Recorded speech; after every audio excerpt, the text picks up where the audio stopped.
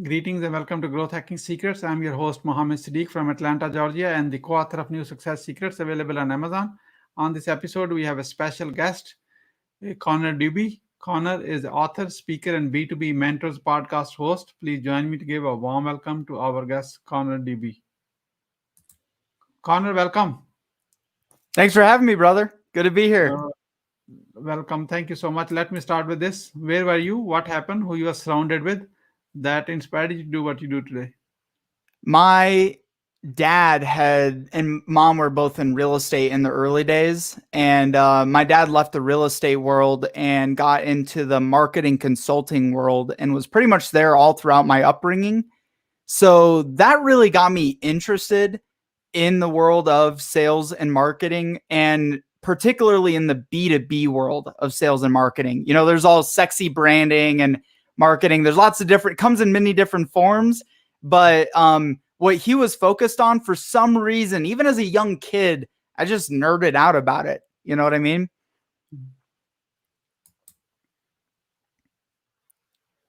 What are the top three mistakes to avoid? Top three mistakes to avoid. I would say number one is not being in pursuit of a bigger goal. So when I was in my early teens, I always knew when I was young that I was going to be a success and I wanted to be a success. One of the biggest mistakes was I listened to too many people. I kind of settled for the traditional go to college and do that deal. And I kind of like slowed down on the crazy animalistic childlike pursuit for a period of years, which led me depressed, anxious, suicidal. And if there's any three mistakes that I would avoid, is that maybe if there's a third mistake, since that's kind of two, I guess, would be not investing monetarily into mentors and coaches earlier. Like I should have been doing that when I was 15 years old and, waited till I was in my 20s. Can you give us one more bonus mistake to avoid? Another bonus mistake to avoid is listening too much to other people. You know in your gut and your heart and soul what you need to do. Like that kind of contradicts the mentor thing, but I'm saying people who are not in the position that you want to be. And it's so easy to let outside noise and force come in and kind of interject into what you're trying to pursue. Huge mistake. I mean, it seems microscopic, but it impacts everything from your health, your mental health to your business success. What is your greatest failure story? What did you learn and how did you recover from it?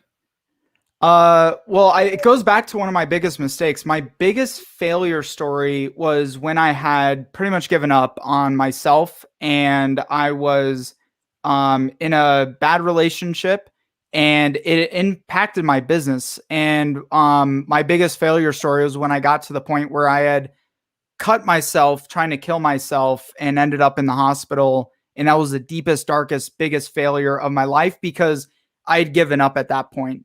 And when you give up, I think that's the greatest failure that I could ever think of that has happened in my life. What did you learn? I learned to stay in the pursuit and to enjoy the pursuit more than the actual end result. And I learned that the little tiny microscopic baby steps every single day, if it's a 0.01% improvement of what I did the day before, is absolutely exponential on itself and builds and builds and builds and compounds for years and years to come. How did you recover from it? Health, nutrition, help a family, actually talking about it. I'm in the midst of working on a nonprofit to help prevent suicide in the entrepreneurial community, in the entrepreneur world. And so I learned that, number one, I was really trying too much to focus on other people when I realized I needed to focus on myself and I needed to be selfish and help myself. Because if I cannot help myself to the point where I'm so in such a dark, deep place that I was where I was, I can't help anybody. And so I think learning to be more selfish in the beginning and learning to take care of my health mentally and physically, which was out of whack when all this was going on. I'd like to ask a follow-up to this one. Is it okay to be selfish? Absolutely, bro. It's okay, because if you can't fill your own cup, you can't fill anyone else's cup. What are your top 3 success secrets that others can model from? Top 3 success secrets. Number 1 success secret, get a mentor. Number 2, got to be consistent. And number 3, you got to be focused. Shiny object syndrome. I'm sure you probably have a lot of entrepreneurs that watch your show.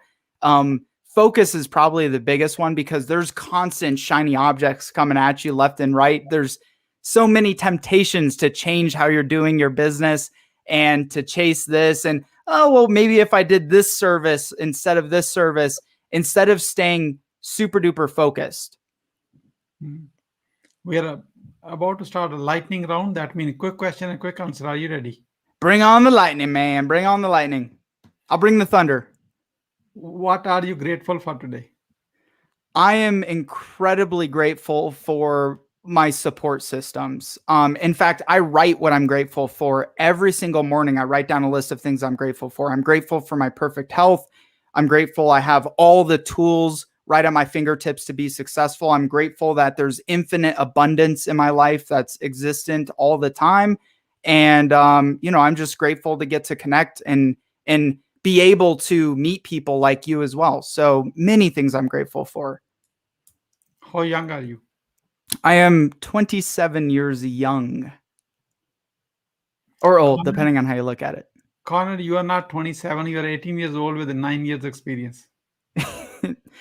Very, very possible. I was always a young kid. Like when I was 13, 14, 15, I was hanging out with the 18, 20-year-olds. Now that I'm 27, most of my friends are like in their 40s and my mentors are like in their 50s and 60s.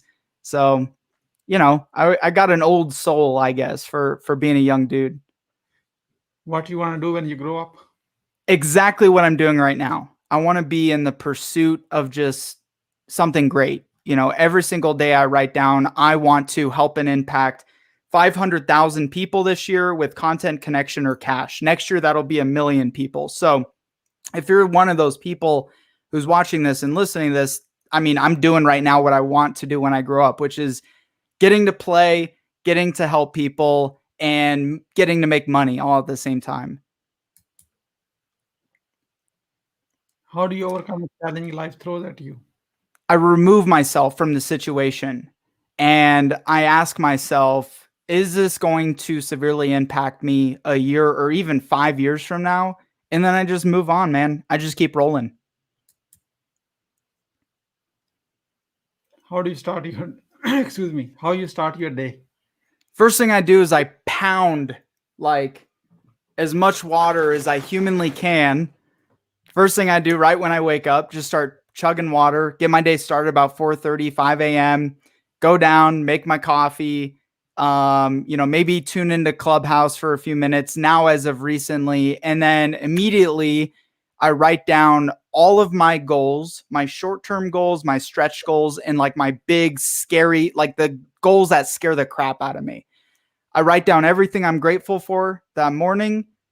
Right after that, I hit the gym, come back, take a hot shower, then I take a cold shower, and then I'm like planted and doing my thing for the day. Mm-hmm. You mentioned about Clubhouse. Is it okay if I ask a follow-up question? Yeah. Okay. What are the top few success secrets, like a methodology or kind of checklist for to be successful on Clubhouse? Clubhouse, it doesn't matter if it's Clubhouse, if it's email marketing, if it's LinkedIn connecting, if it's content, whatever it is being able to connect with the right messaging. I would say, like, know what your messaging is.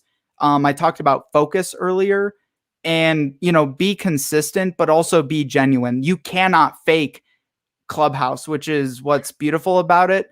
You you can't be a fake person. Like you can't put motivational quotes into your newsfeed. You have to actually be the person there. You can't have an assistant, being you on Clubhouse. So you got to really be genuine and be humble. And oh my God, I've messed up so many times in huge rooms and just gotta roll with the punches is the best way I'd say to be successful on Clubhouse. What is the advice you will give to younger yourself?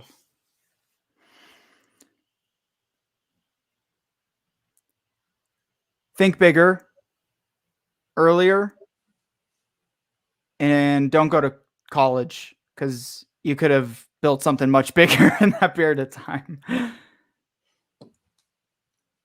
Once you have a revenue generating idea, how do you convince your significant other?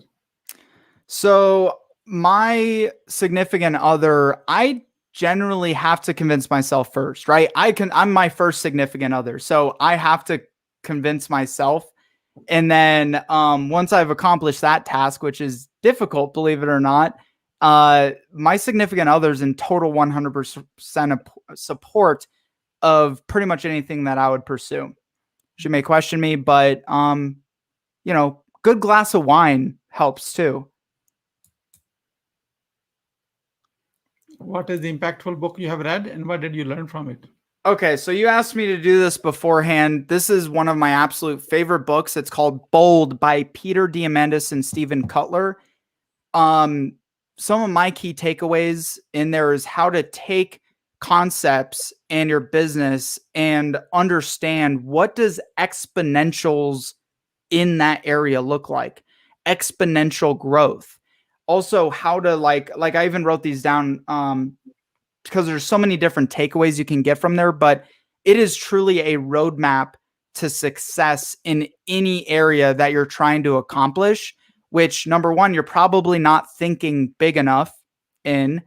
And number two, you probably don't know how to get there. Like it could be, I want to invent laptops that float and levitate around with you wherever you go. And that's my new invention. It's possible. Anything is possible. Any concept can come to fruition, and crowdsourcing is one of the most undertapped ways to do that. Global crowdsourcing to accomplish big ideas. So there's so many great principles in that book. No matter where you're at in your career, life, or kind of business, I 10 out of 10 recommend it. Why being impactful is important to you? Because I want to leave behind something that's bigger than just, money or business. I want to leave behind an impression on people.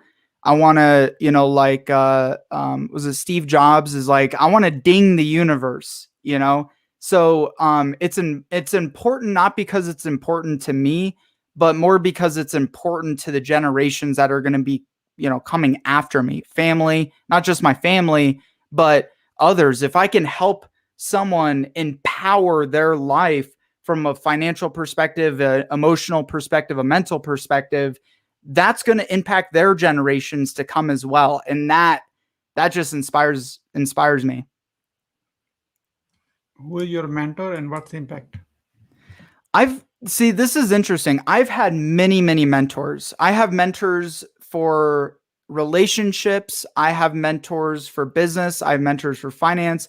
I have mentors for my health and wellness. So I couldn't say there's any one mentor I could point to besides my parents were mentors to me. And, my mom, even from a young age, when I started my first business at the age of 7 years old, she's always encouraging me to just go out there. My dad is always super supportive of pretty much anything that I do. So I'd say those are two of my biggest mentors. And the impact is I just have blinders on to anything else that is in my way to where I'm headed.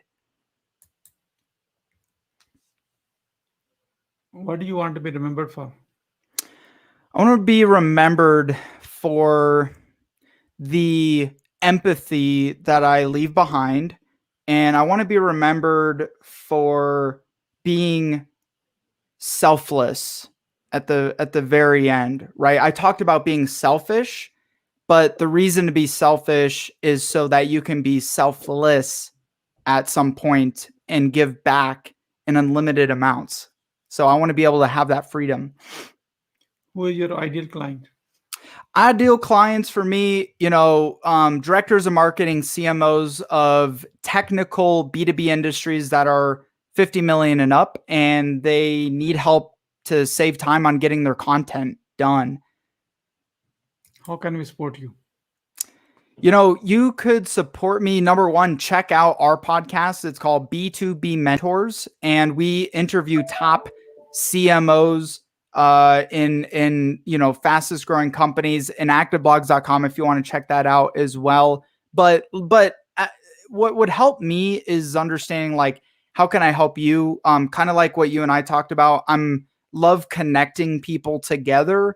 I network a lot. I get to know a lot of people, and I invest heavily into other people. So if there's what would help me the most is understanding what would help you, and see how I can support you. We are about to wrap up. I'd like to have your few words about your today's guest experience on the show. Here's my question. What would you say about your today's guest experience on the show? 10 out of, I don't know if that's backwards or forwards. I'd say 10 out of 10. My only critique, never ask permission to ask the next question. You got just dive in there and ask the question. What would you say as a final word? Quit worrying about the end result. Go get after it and enjoy and love every little baby step, every little challenge, every little roadblock along the way, no matter what you're wanting to accomplish. Who's listening to this right now? Yeah. Thank you so much, Connor, for sharing your wisdom with us today on the behalf of Growth Hacking Secrets community and our entire team. We really appreciate you. This is Mohammed Siddique signing off from Atlanta, Georgia. Until the next episode, all good wishes. Thank you, brother.